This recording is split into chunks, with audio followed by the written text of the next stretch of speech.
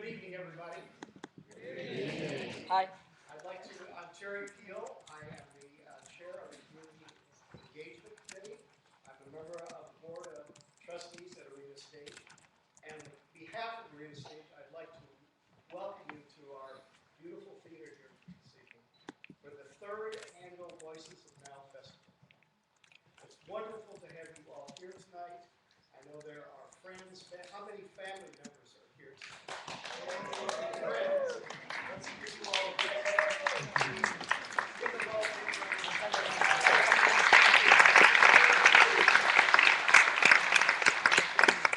These students could not perform the way they do without your support. They all need your support, they need our support, and it's wonderful to be in a theater tonight cheering them on. The Voices of Now is an outgrowth of Arena's mission to provide diverse voices in theater.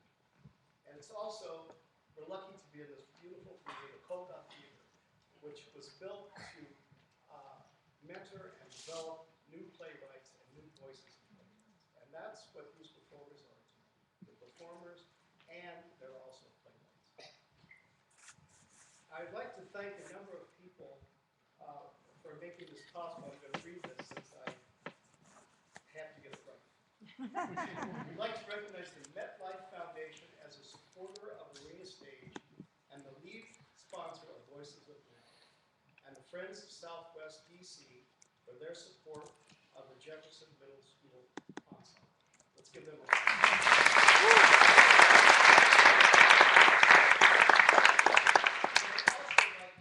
All of the supporters that we have here in the audience tonight, especially Tony Ritzenberg is down here. She is a major supporter.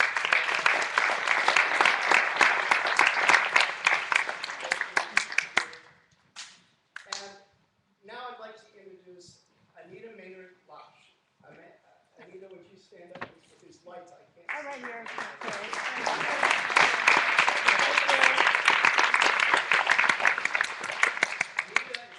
Behind the entire community engagement program. She's the director of the program and oversees everything that happens here. And is a real creative genius. And the next person, well, before I introduce Ashley, I'm going to ask you to do me a great favor. Turn off your cell phone, turn off your texting, turn off anything that beeps or makes light. It drives the performers crazy, and it drives me crazy. So it's a great favor to do that. Now, Ashley Foreman is the Director of Education at Mead Center, and she is also the founder and director of Voices of Now. So please give her a big round of applause.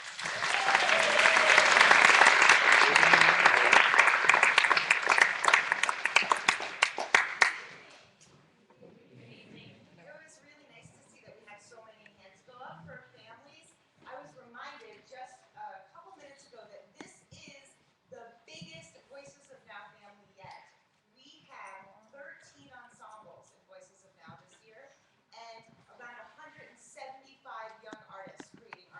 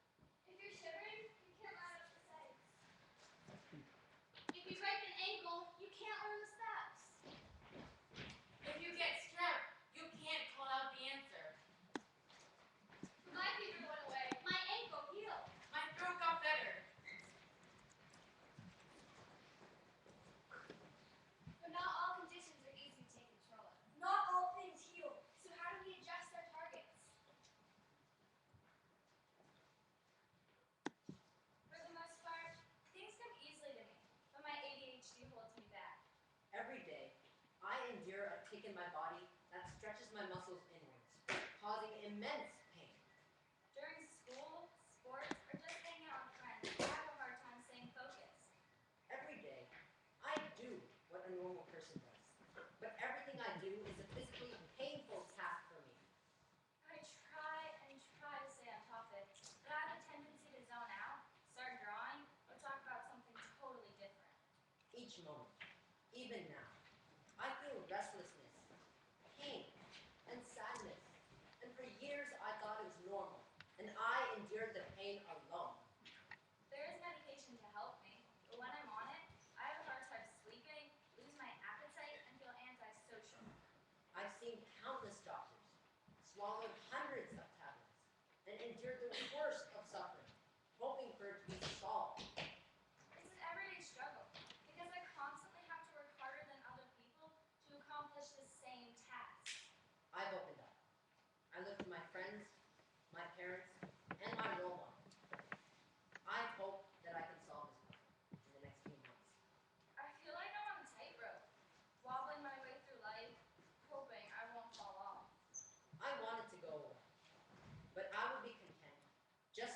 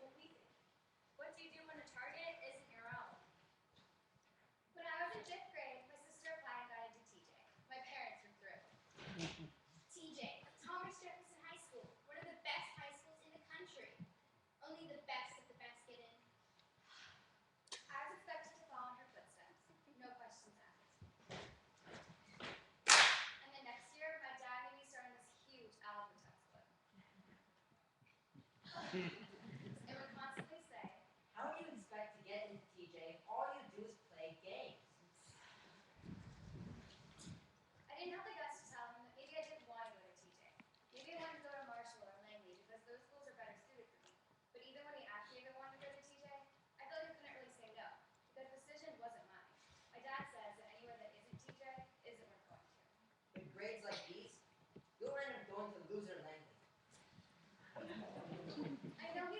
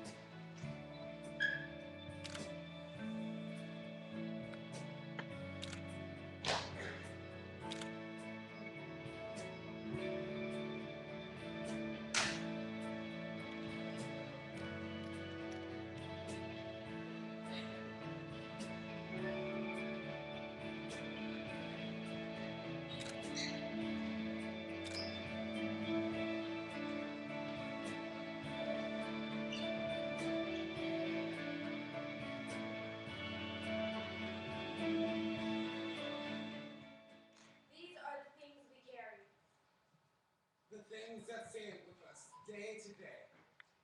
That make us who we are. And with or without them, we must carry on. Keep moving forward. Go with the flow. Evolve. Remember the past. And just keep swimming.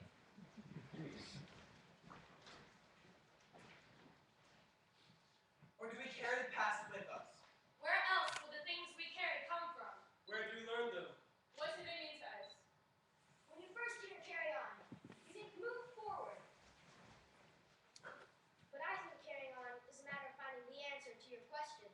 And sometimes you have to look to the past to find your answer.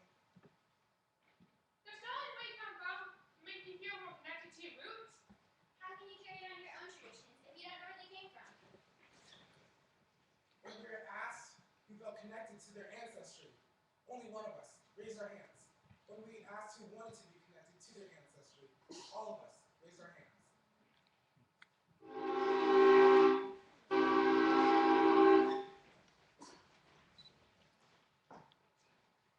It all started with my great-great-grandmother, who came from Ghana. My great-grandmother came here from Australia. She was worried about World War II. When the Japanese invaded China, my grandfather and his family fled from their hometown of Nanjing to Taiwan.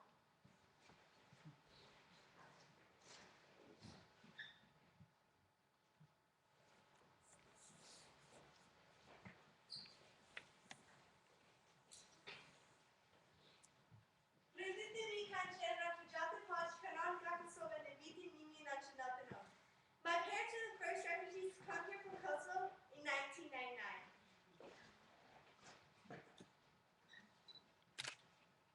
Toda mi familia es de Bolivia.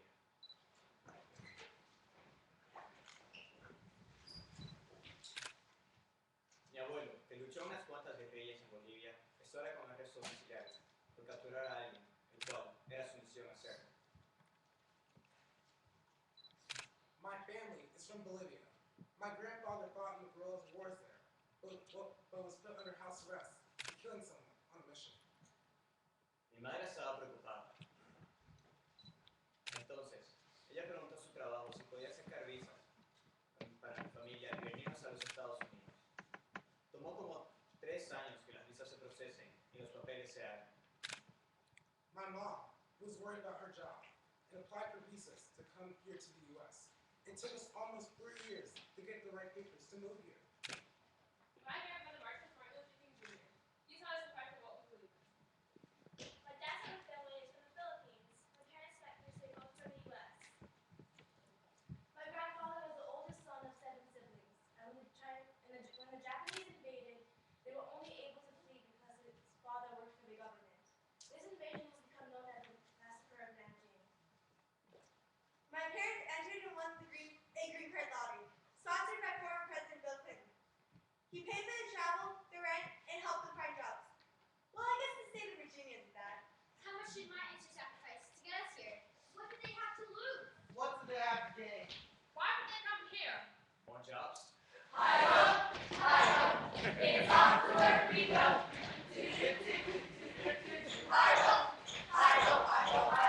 Better doctors.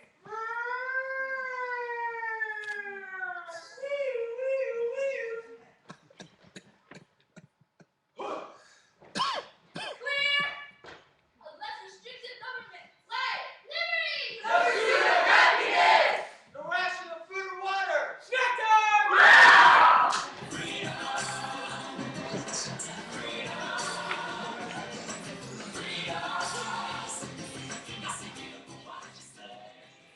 Those are the things my ancestors wished for. But how have they changed? What still stands in the way? What makes it difficult for our parents to carry on? War. Death. Money. It was around Christmas time, and my family was really tight for money. We have never been super rich, but we had always been able to get by. But this year, we were really stressed. It was late one night, and I walked downstairs to get a snack, when I heard my mom whimpering and my dad whispering something to her.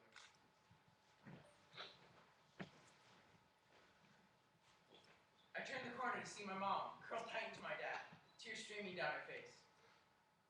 My dad lifted his head. he also had tears in his eyes. Instead of telling me to go to bed, he raised his arms and gestured for me to go hug him. We stayed like that all night. It was at that moment that I realized that my parents had issues too, but they always put me before themselves, even when it isn't easy. My parents take care of me even though when they have to carry other responsibilities. Other burdens. Insecurities. Regrets. Obligations. What do you do when our parents can't be there for us? How do we cope when a parent isn't there? Who is carrying who? My parents aren't divorced. But it's like they are.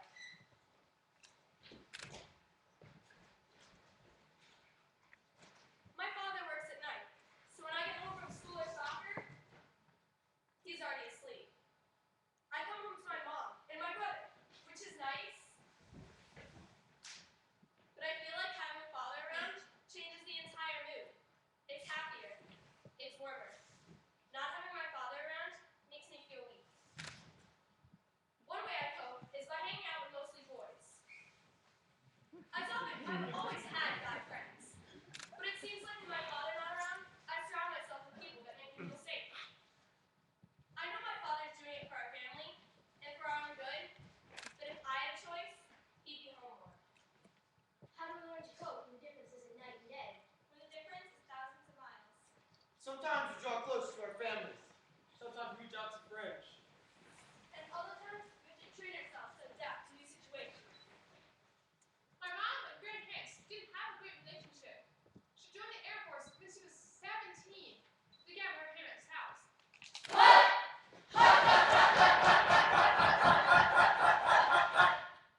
The thing that brought our family back together was Kyra being born. In 2009,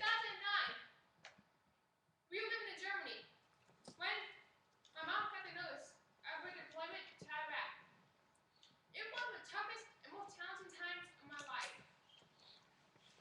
Between the time of her mother's notification and her actual deployment, 2 months later, I only got to see her mom once for 1 week. After that, I didn't see her for 14 long, grueling months. Mom was in training and left bruises. Kai went to training. I left tears on her pillow. Mom had to learn about hugging her daughter every day. Kai learned to cover herself with reading, candy, and popcorn. It was so hard keeping myself together. I cried myself to sleep at night, and I threatened to run away. The only thing that kept me going was being able to talk to mom twice a week. Kyra was surrounded by a family of constant support. Her mom was surrounded by strangers, fighting for the same cause. I can't imagine what mom went through, but I can't imagine my life without her. After her mom's return, her family celebrated for her safe arrival. And for months, they were glued to each other's sides. My advice to kids who parents can't be there for them is to take it day by day, Whether it's financial issues, or work schedules, or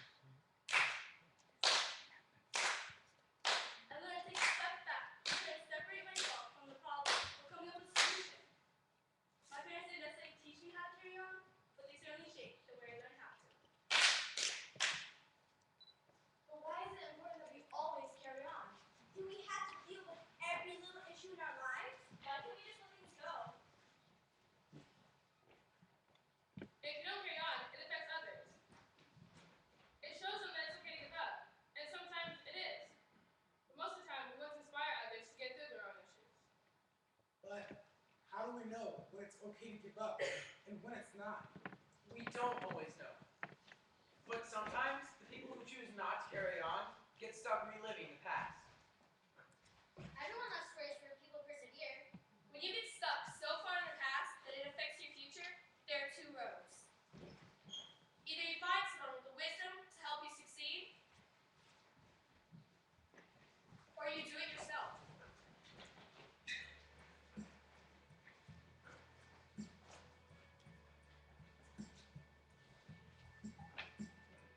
I always try to be there for my friends.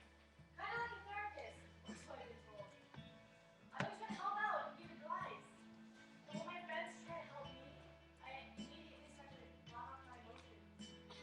I feel that when others know how you really feel, all they want to do is give you sympathy, and sometimes pity. I hate it because all of it makes me feel weak. And I'm an independent kind of person that works hard and strives for greatness. Sometimes we have to carry each other. Sometimes we need other people to get by. Relate con todos.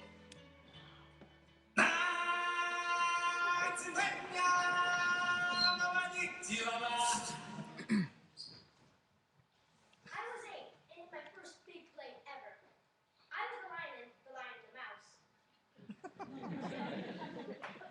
I wanted to make myself look like an actual lion, so I got my mother's face paint and did the magic. I thought I looked amazing. I got ready for my partner, who already had whiskers in a mouse costume. When she first saw me, she started to giggle. I was so confused. When it was our turn to perform, I got on stage expecting cheering and applause. But instead, everybody was pointing and laughing at me. Even my best friend was laughing too.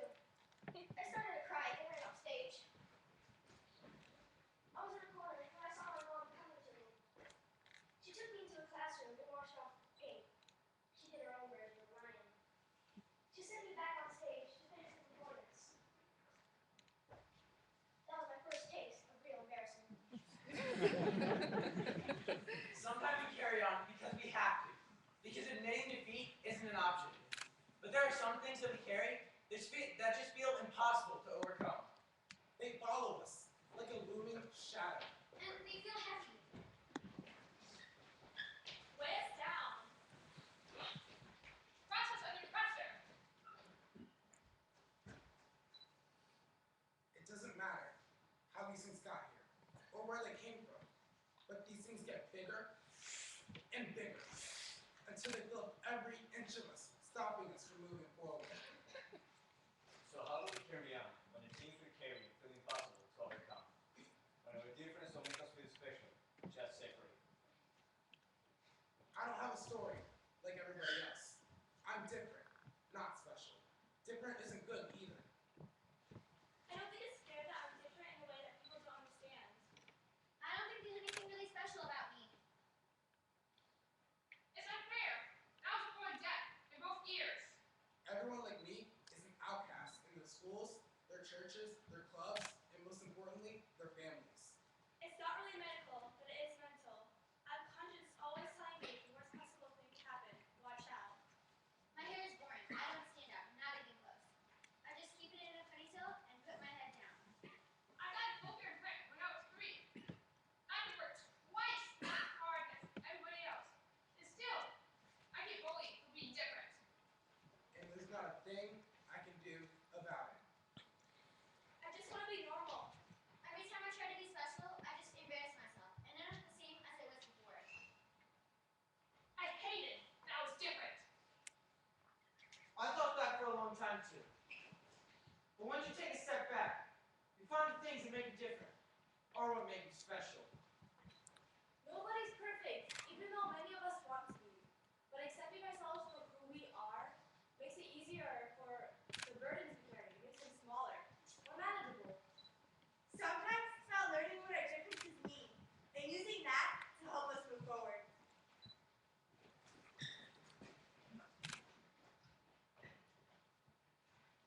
My father has autism, and each of the 3 kids in my family had 1 1/3 chance of getting it. I was the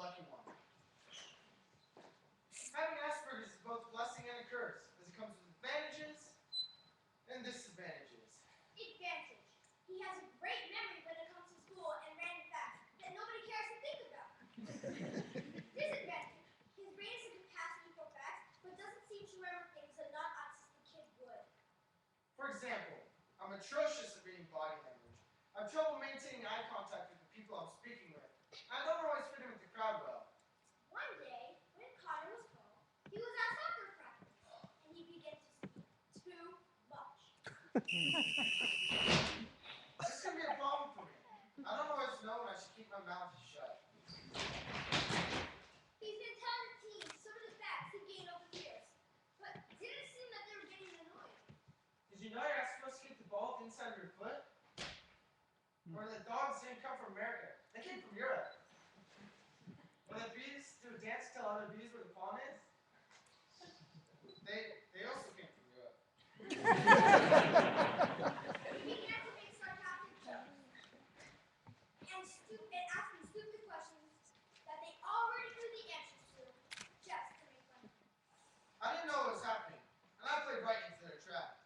His dad was a coach, and when he saw what was happening, he made the other boys cut it out. After practice, he explained to Connor what had happened. I don't understand. Why do they make fun of me for knowing so much? I don't know. People can be cruel sometimes. Not everyone is as friendly as you are. We're always being put down for being different. But my Asperger's is what makes me special.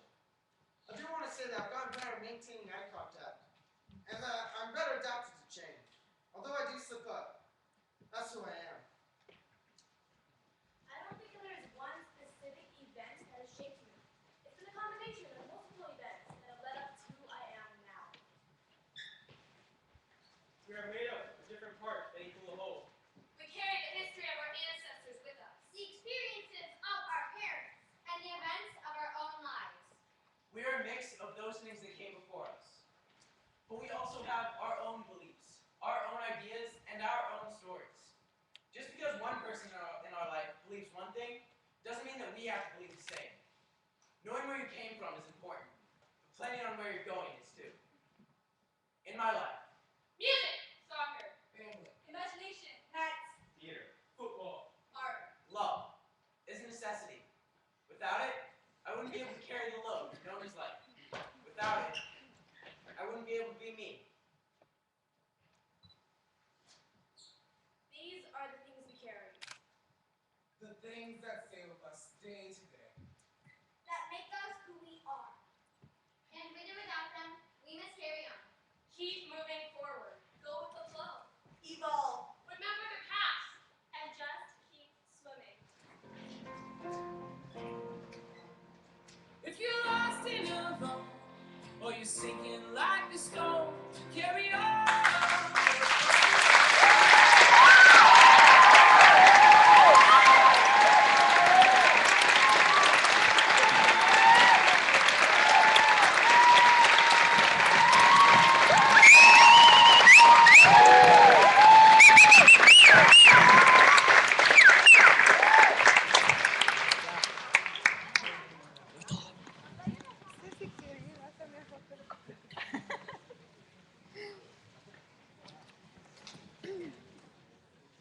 Yeah.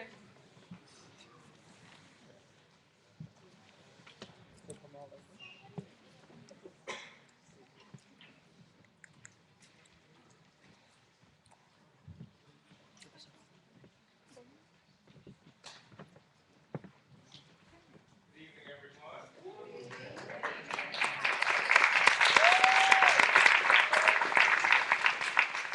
My name is Samaya, 24. And my name is Rebecca Campana.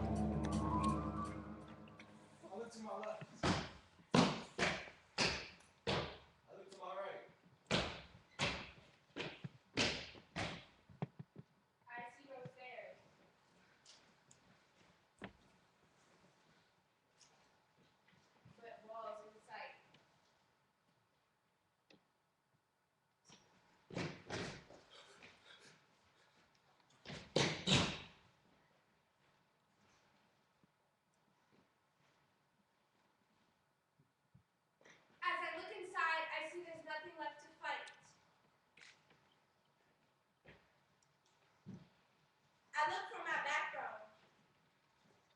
My sheer will and might. I look up ahead and I see a tinge, a glint of light. Light. Every kid faces the challenge of figuring out who they are. But kids in foster care have more walls to climb. Roads to travel, obstacles to leap. More people to handle, more meetings to attend. More lines to take as they move from situation to situation. And moving from home to home, transferring from school to school, having and losing friends without getting the chance to say goodbye. Building new walls. Tearing down others. And up ahead there is hope of a new life. Hope of a better life. Hope of a trustworthy friend. Of stability. Of having and keeping my own schedule. Of keeping a smile on my face. Hope of being a better person.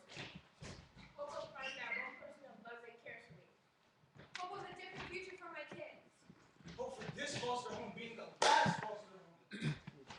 But how do we reach these hopes without stairs? How do you get past the walls?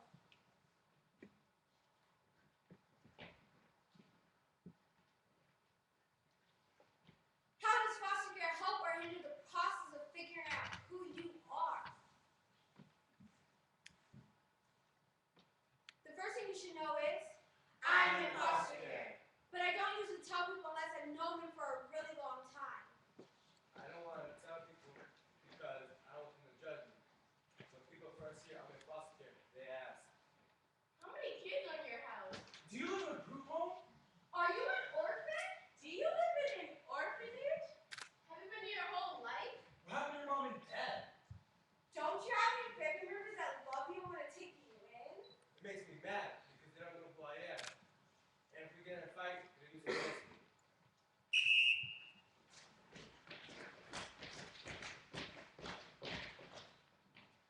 Like when my foster cousin and I got into a fight at school. She yelled out, That's why your dumbass in foster care. she said it in front of the whole gym class. She blew a fuse, and I got electrocuted. In the 3rd grade, I became very close to one of my friends. So I decided it was time to confide in her, to tell her one of my secrets. So I waited until later on that day to tell her my deepest, darkest, and most embarrassing secret. Do you promise not to tell? I promise. I'm in foster care. So the next day, the teacher gave us a class pizza party for how well we were doing in our class. The party lasted from lunchtime all the way until dismissal. Me first! Me first! I want pepperoni. I'm a vegetarian! How many pizzas did we get? So we were all dismissed, and I'm walking down the street as happy as can be, eating my pizza. Until, all of a sudden, Hey! Foster girl, come here! then they all started chasing me for no reason. I ran all the way until I got home. So yeah, I don't tell people. Or at least we have to be real close. Sometimes I tell people dumb stuff to see if they'll tell. I still play with Barbie. And after a month or so, we'll see. When things like this happen, how do you build trust? How do you build trust when people aren't there for you? When you don't have an advocate? Trust is the one that you want to stay away from. When what they call abuse and neglect is secondhand nature.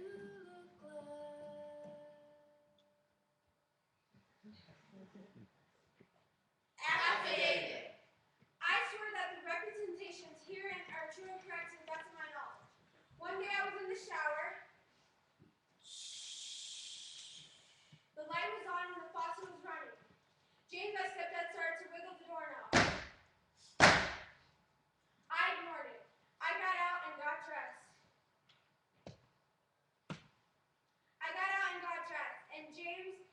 And then my mom called me.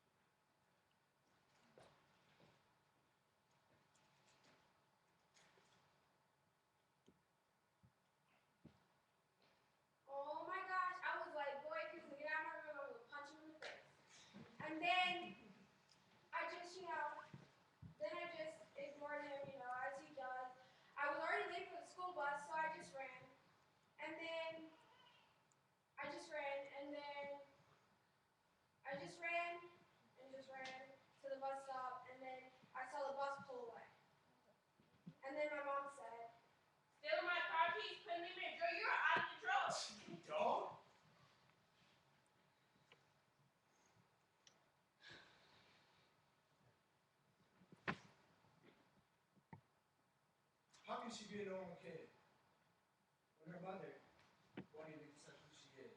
Yeah, how can I be a normal kid when, how can they expect me to trust somebody when my stepdad abuses me and my mom chooses him over me?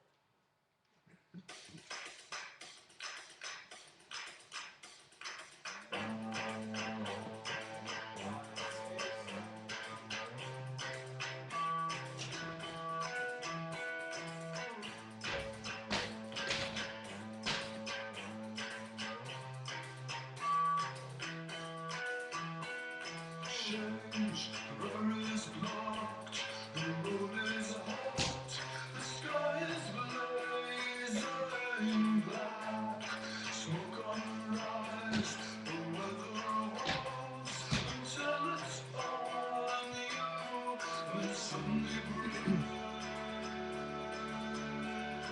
breaks.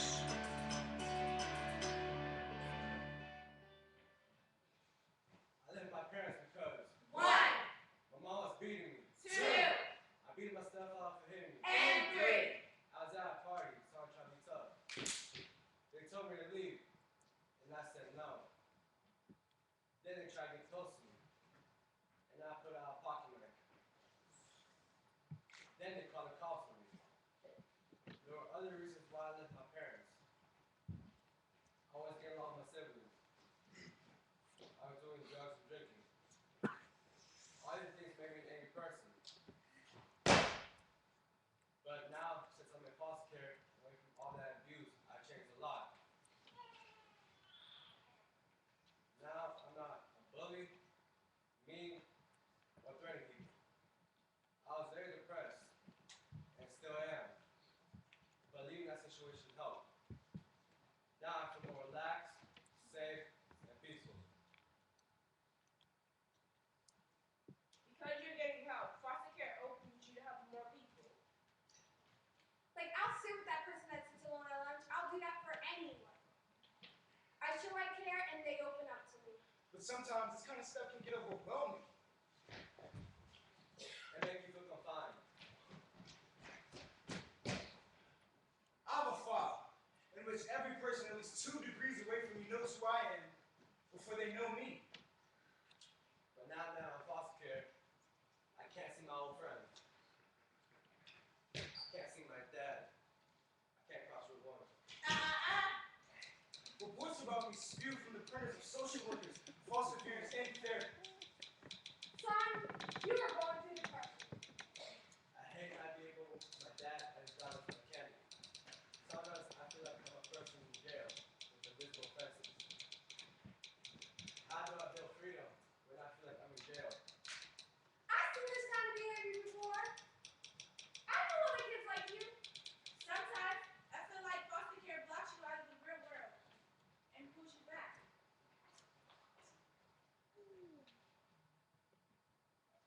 Defiance, your defiance. Like they think that you went through all of this trauma and you can't be a normal kid. Well, your defiance manifests that the effects of abuse manifest itself in many ways. It's like you can't get a break because everyone wants to help. You feel like all eyes are on you, all at once. Well, how does that make you feel? But then you feel like you want to yell and run away. Get away from what feels like a spotlight on your face. I just feel like if everybody in foster care wasn't so overwhelming, it comes to them in need. Trust? Believe me, he's no expert in trust. He's also no expert in foster care, but he's had enough experience in both to know that these 2 anomalies don't mix at all. As he peers into his own soul, he can find himself reliving past memories. Define teachers. Fighting for the last piece of bread in the fridge. Standing up to his father. Not crying when his mom passes away. He is an old battleground of dust, rain, and the cold corpses of multiple personalities that he thought were out to get him. But oh no, he knows that they see the light of experience that he never could. And what do I see? I see this boy every morning burning through endless files of thoughts. I I see this boy every time I look in the mirror. I wonder, will he ever be the man everybody thought he could be? I wonder, how do I get through the first steps? How do I trust someone to guide me through the first early building blocks? I wonder, will this boy in the mirror ever trust me again?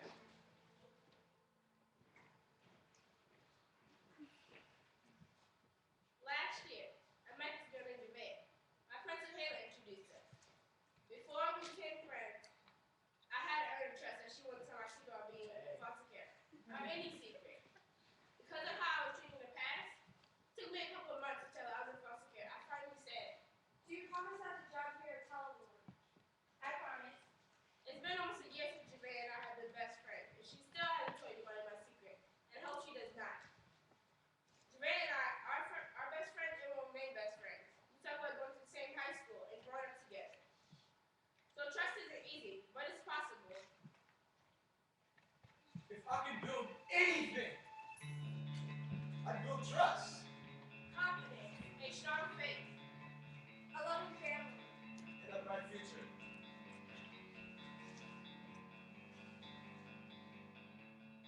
I look to my left. I look to my right. I now here. No walls inside. As I look inside, I see there's plenty left to fight. I feel my back. It's my sheer will and might. I look up ahead. And I now see light. Light, light, light. Light.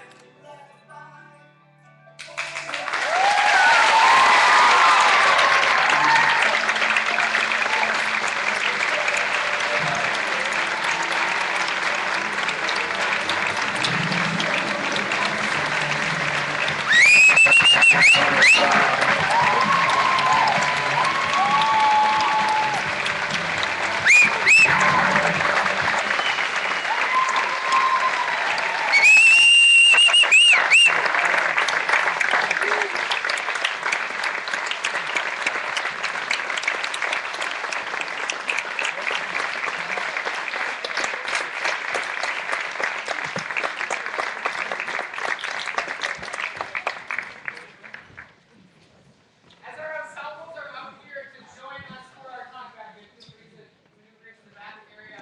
A couple of announcements and thank yous to our tech and production team.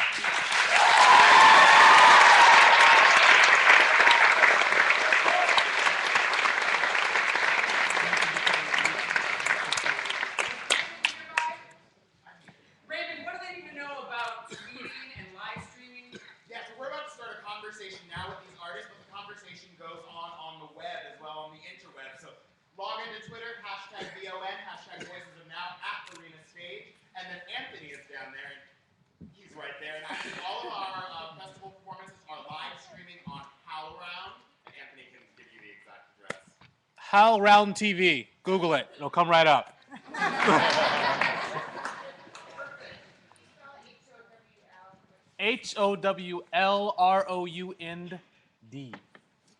TV. And there you can see all of the performances from the festival from this night forward. Check it out. Artists who we're seeing across the globe tonight, and let's give them another round of applause.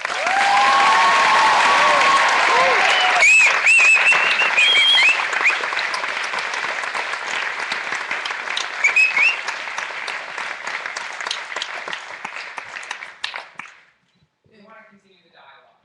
Audience, you saw how physical this type of theater is, and the beautiful performances from these audiences. What images that they created struck you? What images are stuck in your mind that you saw on stage? Is there an image? And we're going to popcorn style this out, so if you've got it, you can just shout it out. The image of a staircase in the last piece that was repeated. The staircase. Like it too. What's another image? Passion. Passion. You saw passion. Reality. Reality. Very confident. One more time. Very confident. You saw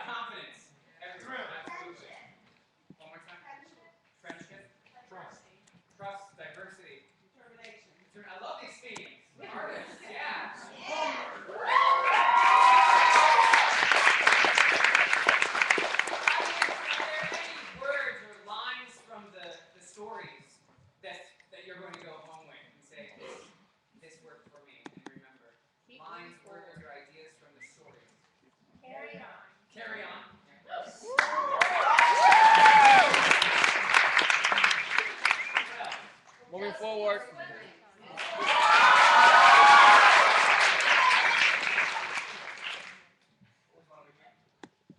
Okay for the target to move. It's okay for the target to move. I see light. I see light.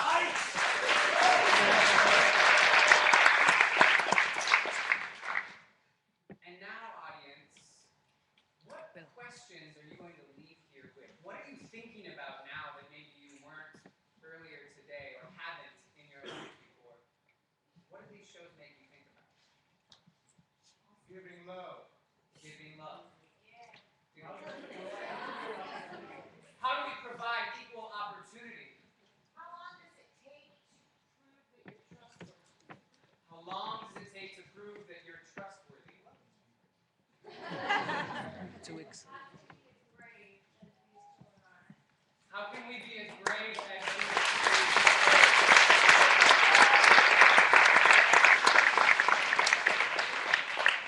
Yes. How to be able to have a better understanding of how they feel. How can I have a better understanding of how you feel? Yes. How to open up to yourself. Love that. Listening to our youth instead of just talking at them. Thank you.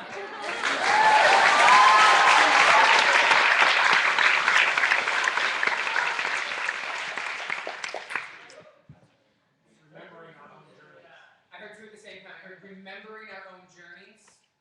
Yeah. Yeah. Oh, yeah, doesn't it bring back memories? Let them be who they are. Audience, this next part of the talk back is actually a chance for you to ask questions of the experts, of the artists who made these plays, who told their incredible stories. You may have questions about the process, or how they did it, or what was going through their heads. So take a moment to think about what questions you have. And while that's happening, while you're thinking, I do want to give each of the artists a chance to say their name, so that we can just honor them one more time. So names all the way down and through the lines fast and forward. Ready? Go. Hi, my name is Janelle Tucker. I'm not a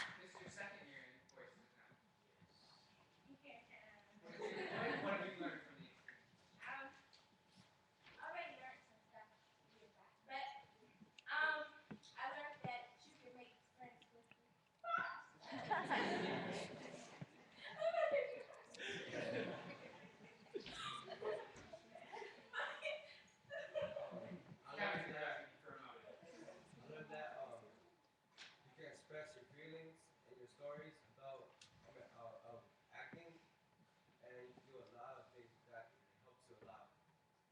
I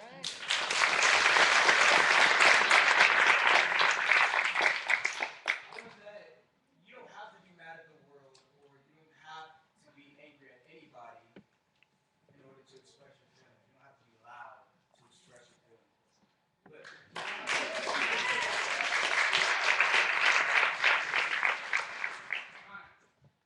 I learned that we are all able to put our own feelings and our own experiences into a wonderful theater production to be able to share with all you wonderful people out there in the audience. Thank you. Share our personal stories and our own experiences and what we actually feel about certain things and about how different parts of our lives can be brought together into one theater production.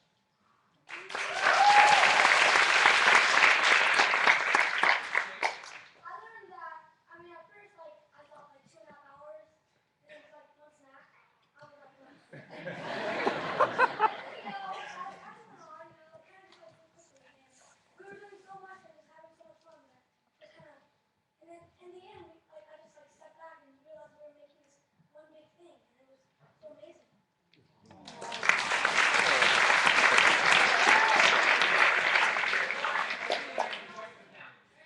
Well, since our topic was carry on, I learned that, you should never forget the memories that you and your siblings or you and your friends had when you guys separated. Just look back at those memories and realize that you had a great friend.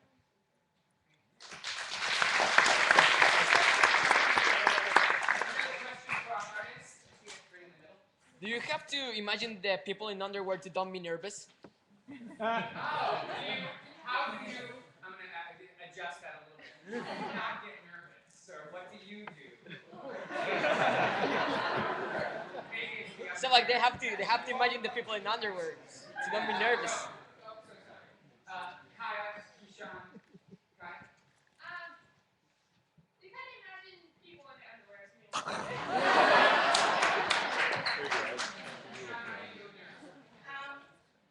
My whole ensemble, when we were backstage, I kept jumping around doing jumping jacks. And then I just started doing the Stevie J face in the mirror. And then just picture everybody doing these things. Claire? I don't really I don't think about it really. I just don't with my ensemble and all these ensembles, we're such close friends that I honestly just think I'm doing it for them and just not think about everyone that's out there. So just totally oblivious. And you can barely see you guys anyway. So right now my heart's still racing and I'm still nervous right now even if I have this great thing. But I just feel that even if you can't see with all the blaring lights, I just know that you guys are still here and the support is what counts. And that's what makes me not nervous, knowing that even if I screw up and mess up and mess up with my lines, I still have all you guys.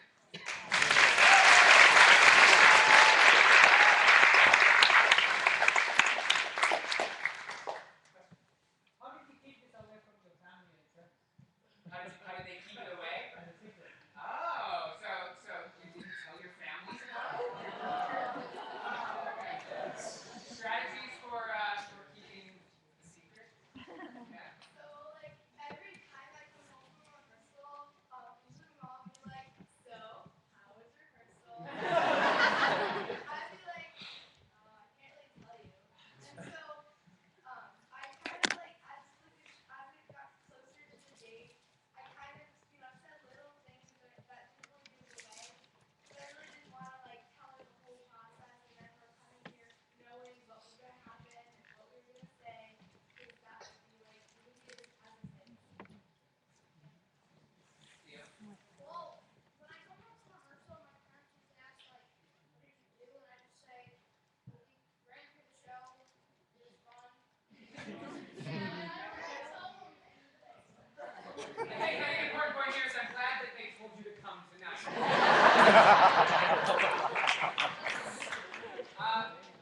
We're going to do 2 more questions there and up there, and then I promise the dialogue will and here 3 more questions. And then the dialogue will continue, I promise. Christian. I think you guys are incredibly brave, but Were you worried at all telling your stories and sharing your stories, like what your parents were gonna think, what your friends were gonna think, if there would be judgment or repercussions afterwards? Finish. So at first, when I was sharing my story, I was a little bit scared about how people would judge me, and I was scared about how people would react and all that. But then I realized that these people are my friends, and even if I don't know many of these people, I know you guys are here to support all of us, so that made me feel a lot better.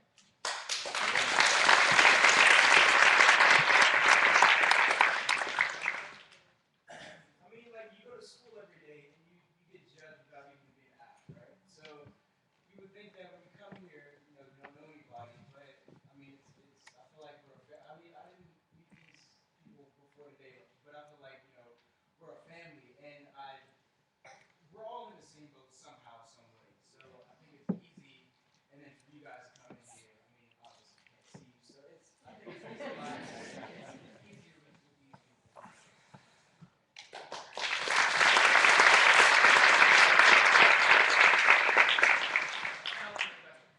First of all, you guys did a great job. I love all the stories. They're amazing. It just makes me remind myself of my past when I was little. Also, like, what was the most difficult part of putting the stories together? Because there were so many stories together. How do you connect them? The most difficult part of putting the story together. Brian? Definitely, like, having to deal with the fact that you were writing in a journal, like, not all, but some of your deepest and darkest secrets, and you had to trust everybody. So it was definitely the trust thing, and being able to get the confidence to put it down on paper and share your story. Well, that's what I was also gonna say, because when we were writing in our journals, we had like things again, like we don't want anybody to see this, but we had Mead, Ashley, Ariel, and a lot of political people who helped us. Who helped us put all these stories together and make it our play really perfect.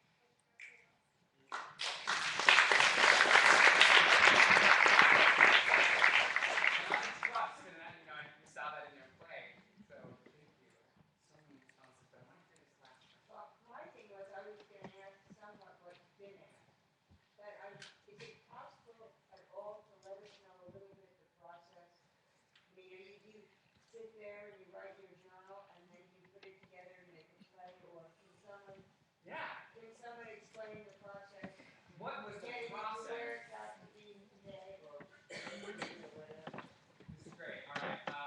Arta has been in Ensembles 2 years. Expert. Go.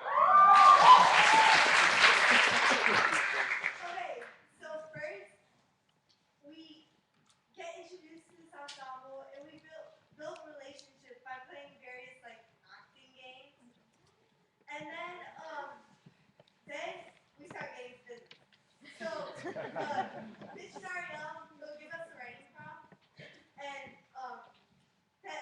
well, first we get our title for the play that Arena Stage gives us, and then Mitch and Ariel give us topics that tie into the play. So we write about it, and then we collect the stories, and we pitch in and help with movements. But mostly it's them putting all of our stories together and teaching us how to form a wonderful piece. And it's like, and then it comes to learning your lines and a lot of practice. Then we come here and perform. And